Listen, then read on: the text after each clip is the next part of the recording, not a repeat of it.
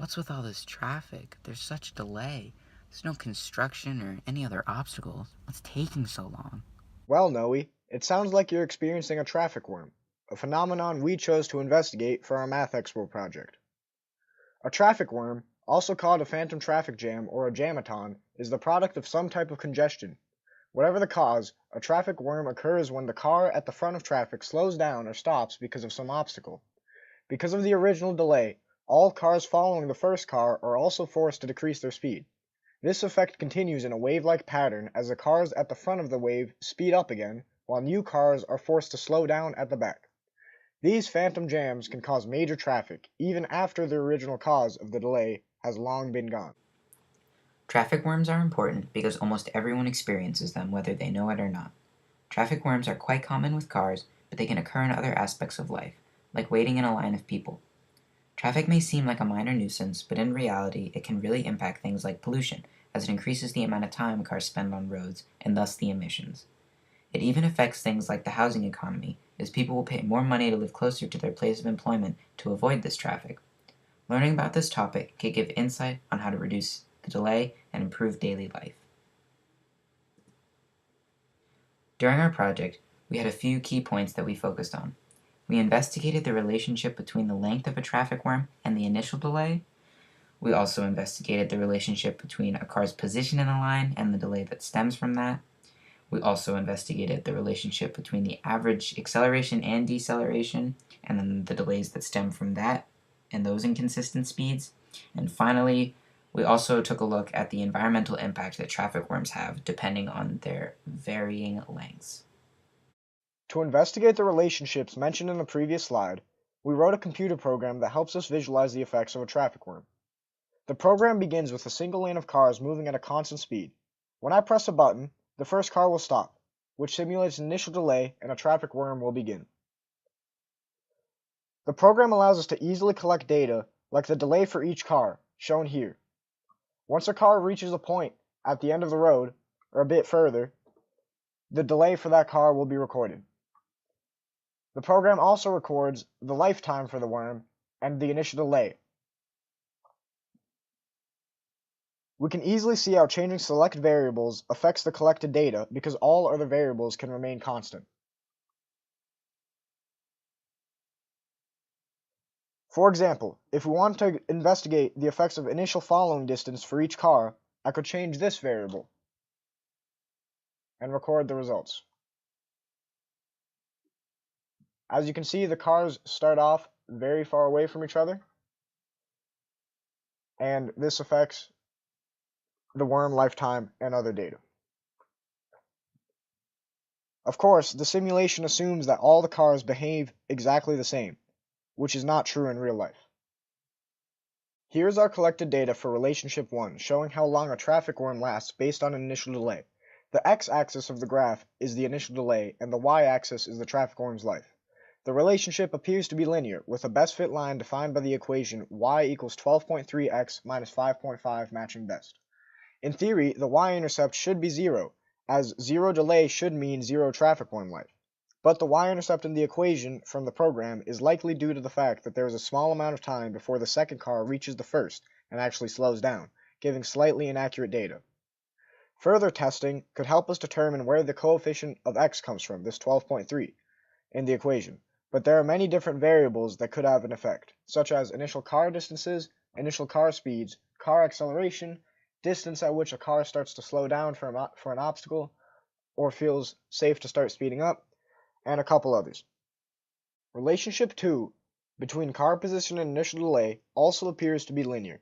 Here is a table showing the delays of the first 10 cars after an initial 2.73 second delay, with the cars having an initial speed of 30.2 miles per hour and being 33.2 feet apart. The equation delay equals initial delay minus 0.05 c, where c equals car number, can be derived from this data. The coefficient of c is again dependent on many different variables, but we chose to focus in on acceleration, which helped us learn more about this relationship in the next slide. The relationship between car acceleration and difference in car delays yielded data similar to that of a radical function. In the table and graph, the x values are the sum of the acceleration and deceleration of each car in pixels per 60th of a second, since the program ran at 60 frames per second. Two best fit equations were used to model the data. Y equals 0.9 quartic root of 1/2 x minus 0.09, that's the one in the green, and 1.2 square root of x minus 0.085, which is the one in blue. However, neither of them fits perfectly. Both equations should have a y-intercept of 0, since cars with no acceleration should have no difference in delays.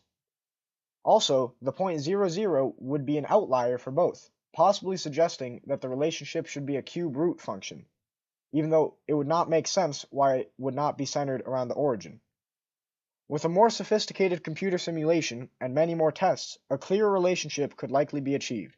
Even then, however, this relationship would only take into account acceleration, when in reality there are many other variables that also affect final delays.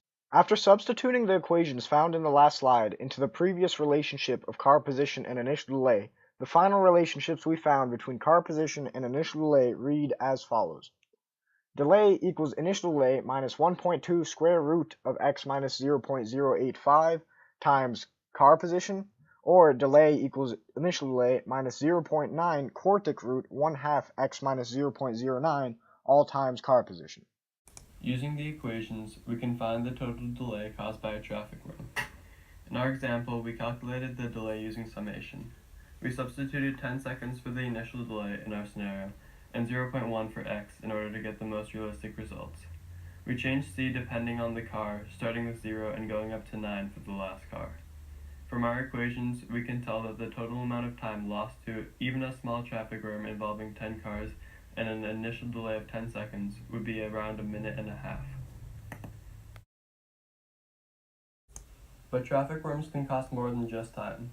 Cars constantly use gas, which can cost a lot, and gas also releases carbon dioxide, which harms the environment. Our scenario doesn't cost very much, just 1/4 pound of carbon dioxide and 4 cents. However, this was a much smaller traffic worm, and delays like this happen all the time across America, adding up to much larger amounts. Even a 5-minute delay with 100 cars can cost 8 hours, 80 pounds of carbon dioxide, and $12. These kinds of delays are less common, but can also get much larger, especially on highways, resulting in much bigger costs. There are other ways we could have approached this problem. Traffic density is another factor that contributes to traffic worms. By studying traffic density, we could have looked at the minimum number of cars needed to create a traffic worm and the maximum density of cars a road can have. This equation here explains how the densities are calculated. In conclusion, our math found that there is a linear relationship between the initial delay and the life of the traffic worm. We also discovered that the relationship between car number and car delay is linear. However, the effects of accelerating and decelerating revealed to be a decaying relationship. In terms of the impact on people and the Earth, we have a better understanding on the gravity of traffic. The effects it has on people can be extensive and goes beyond just annoying. This leads us to view self-driving cars as a realistic solution. They could be something that improves travel time and also lowers air pollution at the same time. A more efficient commute would mean less time spent driving.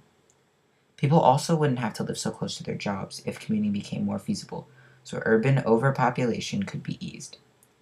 Something important to also keep in mind with our conclusion is that despite the extensive math and research and simulations, we are still limited in what we were able to collect in terms of data. We could only simulate a straight road with one lane, and that doesn't account for road conditions, lane changing, and other things that can affect travel time. There are so many variables that can affect an individual's driving, and we can only obtain data that generally speaks for the real world, while still acknowledging potential error.